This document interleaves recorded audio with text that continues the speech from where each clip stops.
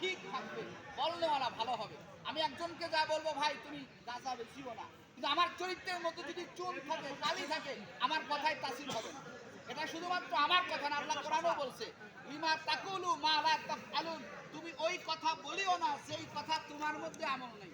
আমি ফাঁকে যা বিড়ি খাই, মানুষকে বললাম যে তুমি বিড়ি খাও না, তুমি গাঁজা খাও না, এই ওয়াজ কাজে আসবে?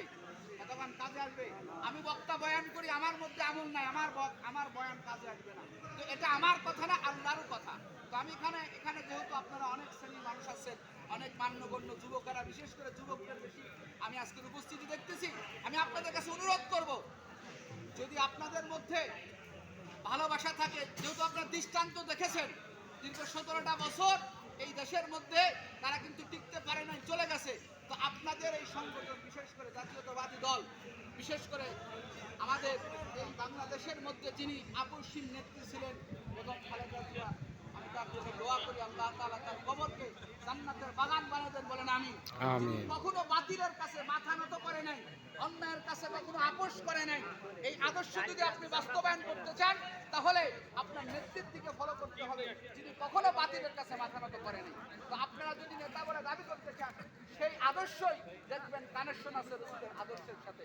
সে মূল কথা একটাই, আপনারা যদি আদর্শ ঠিক রাখেন, আপনার দ্বারা একটা পরিবার ভালো হবে, আপনার পরিবারের দ্বারা একটা সমাজ ভালো হবে, একটা সমাজের দ্বারা একটা রাষ্ট্র ভালো হবে, একটা ব্যক্তির দ্বারা পুরো একটা রাষ্ট্র আল্লাহ তাআলা কি করবে, ভালো করবে। কখন?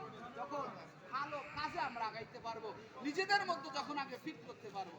সম্মানিত হাজির, এই ইফতারি মাহফিল থেকে আমরা দোয়া করব, আমরা সবার জন্য দোয়া করব, বিশেষ করে বেগম খালেদা জিয়ার জন্য আমরা দোয়া করব, তারেক রহমানের জন্য দোয়া করব। আমি তার অনেকগুলো ভিডিও দেখেছি, দেখেন তার মধ্যে আমি একটা জিনিস দেখতে পাচ্ছি, সেটা হলো তিনি যে কোনো কাজ, যেটা আমি অন্য কোনো বিগত, আমার জন্ম, আমার বয়স অল্প, মাত্র 30 বছর বয়স, আমি এতদিন কোনো সরকারের মধ্যে দেখতে পাইনি, কিন্তু তারেক রহমানের মধ্যে আমি এমন কিছু বৈশিষ্ট্য দেখতে পাইতেছি, আর অন্য সবার কথা বাদ, তার মধ্যে আমি যে বিশেষ বৈশিষ্ট্যগুলো দেখতে পারতেছি, যে তিনি প্রত্যেকটা কাজ আলেমুল আমার পরামর্শ ছাড়া করতেছেন না, এমনকি ভালো ভালো আলেমুল আমাকে সাথে নিয়ে পরামর্শ করে বসতেছেন। তার মধ্যে নম্রতা আছে, ভদ্রতা আছে।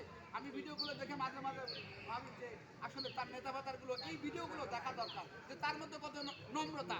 একজন মাদ্রাসার শিক্ষক, একজন মাদ্রাসার আলেম, একজন মসজিদের ইমাম, আমি ভিডিওতে দেখছি যে তিনি নিজে দাঁড়িয়ে ওই চেয়ারে ইমামকে বসাইয়া তারপর আরেকটা চেয়ারে বসছে।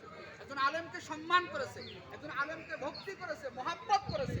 যেখানে এটা যে করবে তার সম্মান কমবে না। আল্লাহ রাসূল বলছেন, মান তাওয়াজা লিল্লাহ রাফাহুল্লাহ, যে ব্যক্তি নিজেকে ছোট মনে করে আল্লাহ তাআলা তার মর্যাদা অনেক বাড়িয়ে দেয়, বলি সুবহানাল্লাহ। আমরা এখানে কেউ নিজেকে বড় মনে করব না, নিজের মন করে খেদমত করব। আমাদের এই রাজবাড়ী 2 আসনের হারুন মামার সেই নীতি আদর্শ আমি দেখেছি, যে তিনি একটা মঞ্চে গিয়ে, একটা সমাবেশে গিয়ে, আমি গতকালকেও কালীখালীতে একটা আয়োজন ছিল, ওখানে গিয়েছিলাম একটা দাওয়াত দেওয়ার জন্য। আপনারা অনেকে আমার কাছে, আমি সকিরের ভাগ্নে, আমার মাদ্রাসায় দাওয়াত দেওয়ার জন্য গিয়েছিলাম, ওখানেও দেখেছি যে তিনি মঞ্চে ভালো ভিআইপি আয়োজন, ওখানে বসেন না, সাধারণ মানুষের কাছে বসে তিনি খাইলেন, তিনি মুসাফা করলেন, মানুষের সাথে মিশলেন, একেবারে ওখানে গেলেন সবার পরে, তারপরে ডাকার পরে গেলেন। তো এই যে একটা নম্রতা, ভদ্রতা, এটার ফল আপনারা দেখতে পারবেন। অনেক নেতার মধ্যে দেখা যায়